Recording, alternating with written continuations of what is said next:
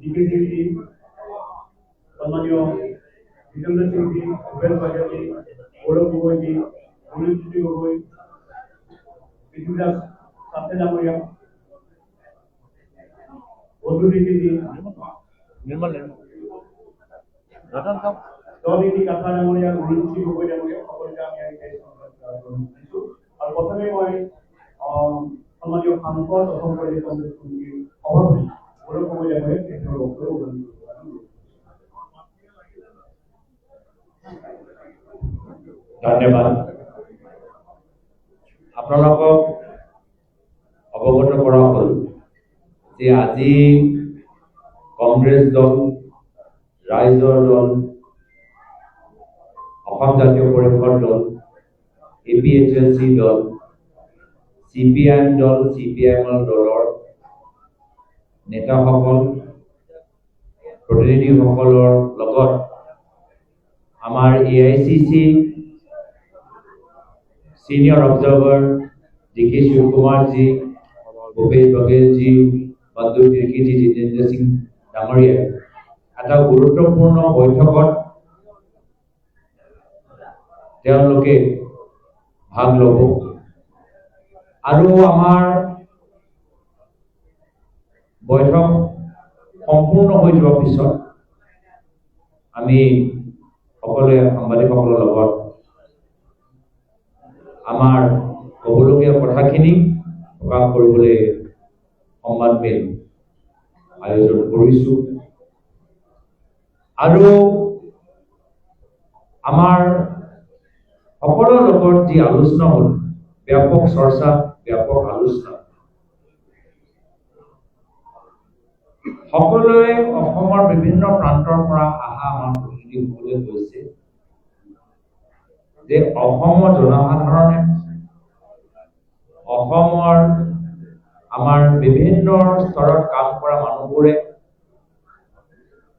চৰকাৰৰ লগত থকা মানুহবোৰ, যিখিনি আমাৰ ব্যৱসায়ীসকল আছে, শ্ৰমিকসকল আছে, খেতিয়কসকল আছে, মহিলাসকল আছে, যুৱকসকল আছে, বিভিন্ন জনগোষ্ঠী, জনজাতি, উজনি অসম, নামনি অসম, বাৰাক হিলছ, চাৰিওফালে অসমৰ জনসাধাৰণে এইবাৰ এখন নতুন চৰকাৰ গঢ় দিবলৈ নিজৰ ভোট যোৱা আমাৰ 9 তাৰিখত তেওঁলোকে প্ৰকাশ কৰিছে। আৰু যাৰ যি ফলাফল আমি অহা 4 তাৰিখত আমি গম পাম।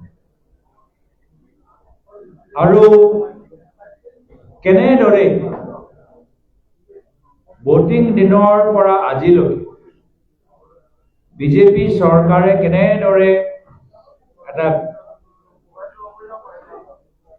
বিসংগতি সৃষ্টি কৰিছে, তাৰ ওপৰতো কিছুমান প্ৰাৰ্থীসকলে আমাক বিশেষভাৱে জনালে আৰু লগে লগে আমাক ৰিপৰ্ট দিলে যে তেওঁলোকৰ তৎপৰতাৰ যোগেদি প্ৰশাসনৰ ওপৰত হেঁচা দিয়াৰ পিছত যি তেওঁলোকে লোকফল গাফিলতি দেখা পাইছে, লগে লগে প্ৰশাসনে শুদ্ধ কৰিবলৈ বাধ্য হ'ল।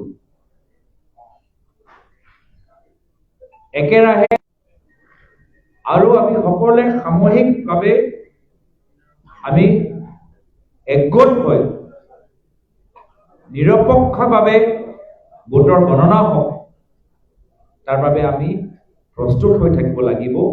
এই সম্পৰ্কত আমি এটা চৰ্চাত ভাগ ল'লো। এই চৰ্চাত আমাৰ গোটেইবোৰ দলৰ প্ৰতিনিধিসকল আছিল।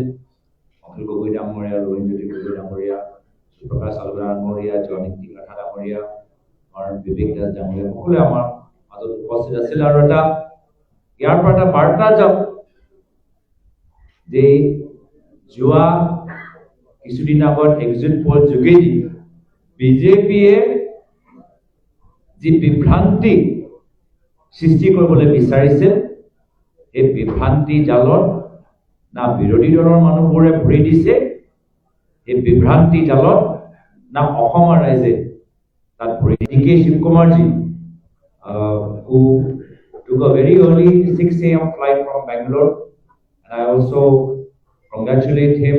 Our best wishes for the latest addition to his family. Positive approach. Whatever the media has reported on the and we are confident in our own internal survey. We had a discussion with all our leaders.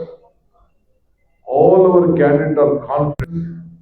They have lost confidence that they will win this election.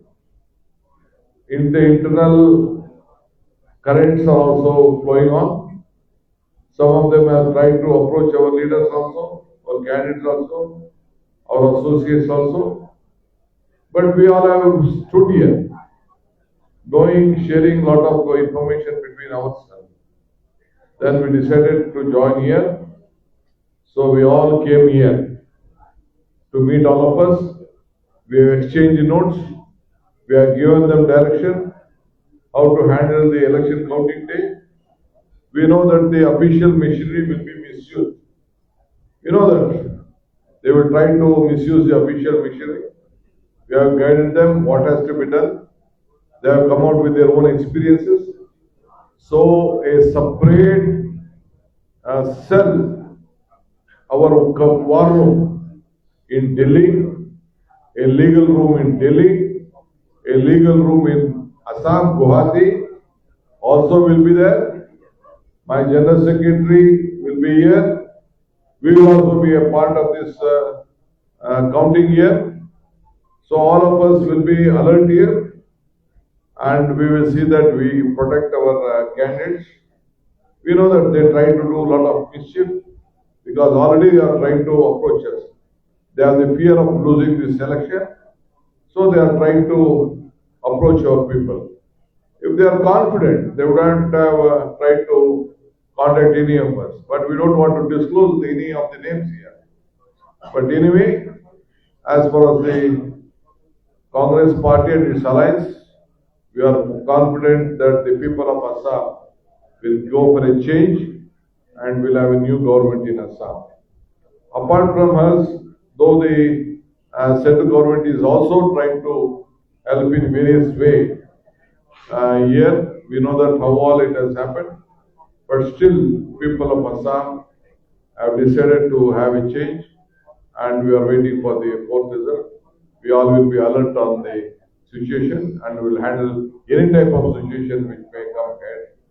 So I thank the people of Assam for having a smooth and sane election. Rest our General Secretary will take on the mic. Thank you, Shiv-Kumar Sahab. We've got our former Chief Minister, Ramesh Bengesa, with us. He's a senior observer, He's with us, PCC President Gaurav Gogoi ji हमारे साथ विराजमान हैं, किन गोगोई साहब हमारे साथ विराजमान हैं, लुरीन जी विराजमान है हमारे साथ जॉन जी विराजमान है, AICC सेक्रेटरी CM और सभी हमारे साथ हैं।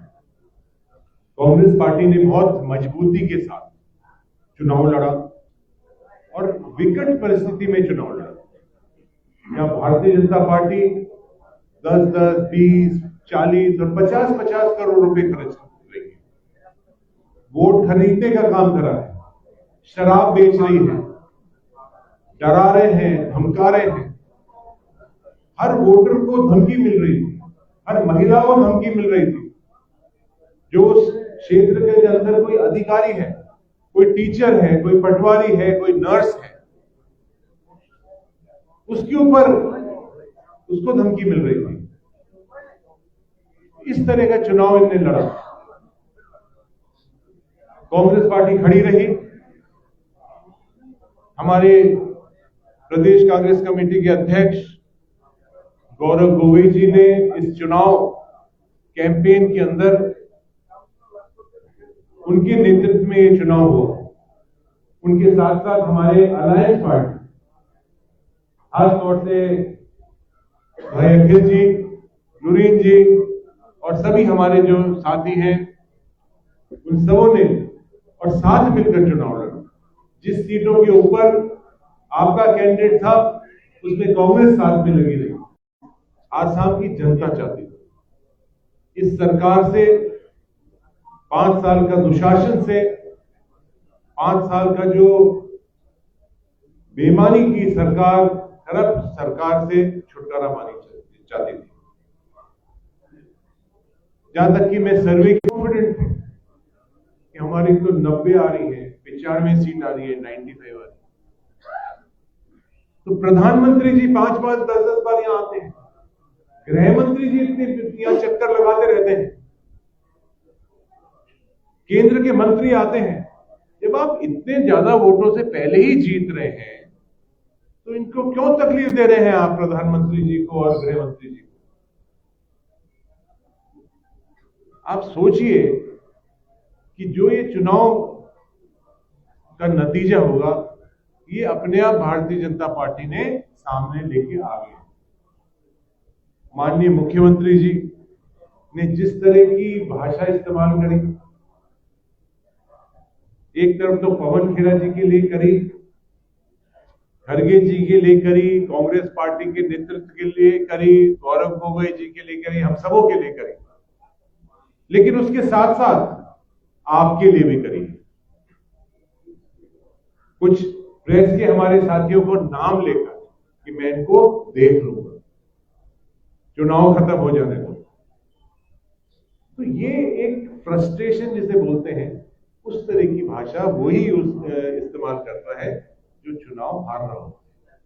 तो इसलिए एग्जिट पोल जो है वो बिल्कुल गलत एग्जिट पोल है। एग्जिट पोल को बहुत सारों को मैनेज भी कर रखा है, और आप जानते हैं कि जिस तरह से प्रेस और मीडिया, सारे नहीं लेकिन कुछ जो प्रेस और मीडिया के लोग हैं, उन लोगों को ये मैनिपुलेट करके, डरा के, धमका के कुछ भी चलवा लेते हैं। मुझे पूर्ण उम्मीद है कांग्रेस सरकार बनाएगी। खासतौर से मैं इस मौके पर धन्यवाद देना चाहूंगा हमारे जो सीनियर ऑब्जर्वर्स हैं, उनने पूरा समय असम के अंदर बिताया, और आगे भी जो सरकार बनेगी उसके लिए आप सब यहाँ रहेंगे, कॉन्फिडेंस देके रखेंगे। क्योंकि ये आप सोचिए कि जो एग्जिट पोल है उसका क्या इसका फर्क आ रहा है, वो क्या उपयोग करना चाहते हैं। सबसे पहले तो जो अफसर हैं, रिटर्निंग ऑफिसर है, जो काउंटिंग ऑफिसर्स हैं, उनको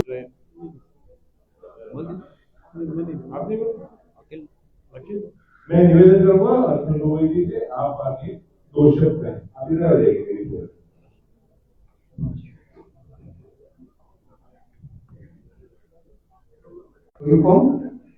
और गौरव गोगोई आमार मुख्यमंत्री हब। मैं दृढ़तारे आपनालोকক কৈছো 1993 চনৰ পৰা 1993 পৰা মই মানুহৰ লগত একেলগতে কাম কৰোঁ, আন্দোলন কৰোঁ, মানুহৰ মাজত থাকোঁ। 2003 চনৰ পৰা মই ফুল টাইম 24 ঘণ্টা কেৱল মানুহ আৰু মানুহৰ লগত থাকোঁ। চিন্তা কৈ থাকক, চৰকাৰ আমি বনাম, বিৰোধী পক্ষই বনাম, অহা 4 তাৰিখৰ দিনৰ 1 বজাৰ ভিতৰত সেইটো অসমৰ মানুহে সকলোৱে দেখিবলৈ পাব। মই এইখিনি কথা কৈয়ে ইয়াৰ পৰৱৰ্তী আমাৰ লুৰিজ্যোতি গগৈ তেখেতৰ বক্তব্য আপোনালোকৰ লুৰি হৈ যাব না? মাইকটো ইহঁতৰ মাইক ধৰেটো।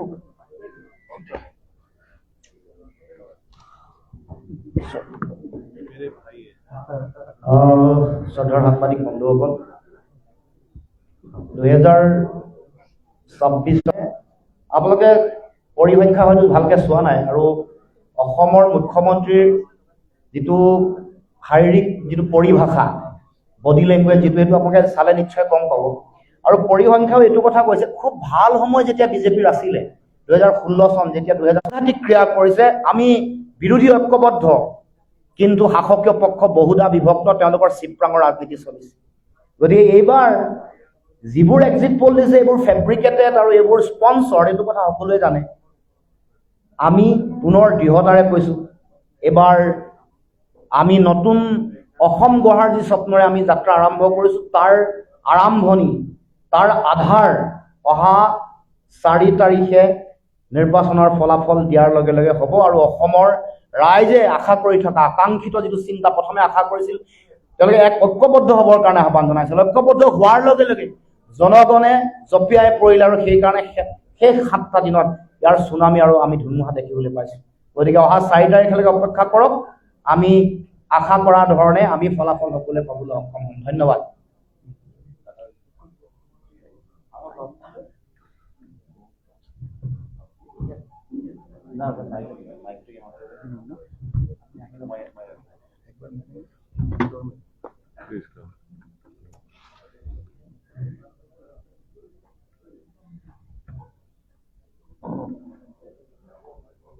বেলেগ কথা ক'বলৈ নাই, মাত্ৰ পাহাৰৰ ফালৰ পৰা আমি সকলোৱে এলায়েন্স একমত হৈ আছোঁ আৰু আমিহে চৰকাৰটো গঠন কৰিম, এই কথাটো সকলোৱে জনা হৈছে। আমাৰ হিলছত আপোনালোকৰ মনত থাকিব পাৰে 2007 ছেপ্টেম্বৰ 17 চব নিউজ পেপাৰত ওলাইছিল Karbi Anglong is a lost district বুলি, কাৰণ নজনাটো বোলে অতিৰিক্ত বুলি কৈছে। Karbi Anglong is a lost district because the awareness level is extremely ল'। অসমীয়াত ক'লে অতিৰিক্ত নাজানে, আৰু সেই নজনাটো এটা এই ইলেকশ্যন বুলি কথা অৰ্থ নাজানে, ডেমক্ৰেচিটো পিছৰ কথা, সেইটো একেবাৰেই নাজানে।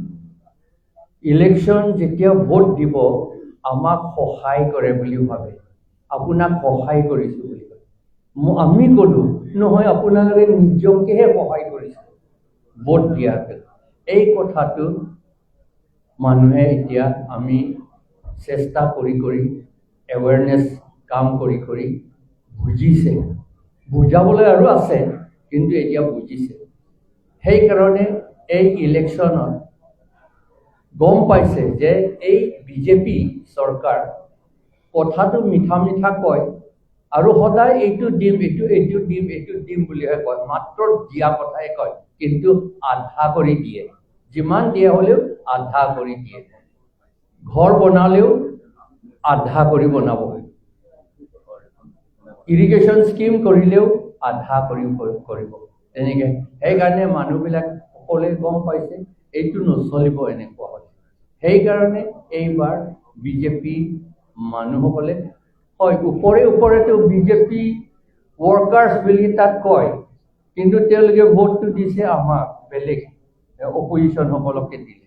সেইকাৰণে আমি এক্সিট পলটো আমি বিশ্বাস নকৰোঁ, আৰু মই এছেছমেণ্টো কৰিবলৈ মন নাযায়, কাৰণ এইটো ঈশ্বৰে জানে, আৰু এতিয়া আমি আৰু কৰিবলৈ একো নাই।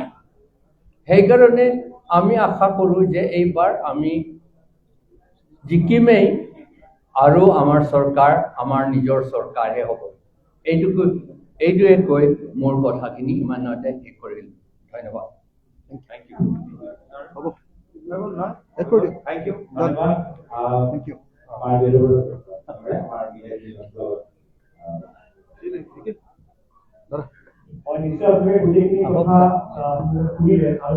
একবাৰ হাতে হাতে ধৰি দিম নেকি? নালাগে, গৌৰৱ এবাৰ হাতে হাতে ধৰি দিম নেকি?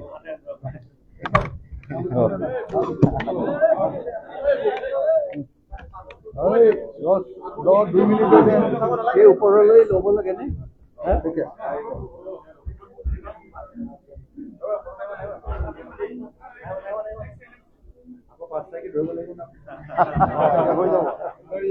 যাব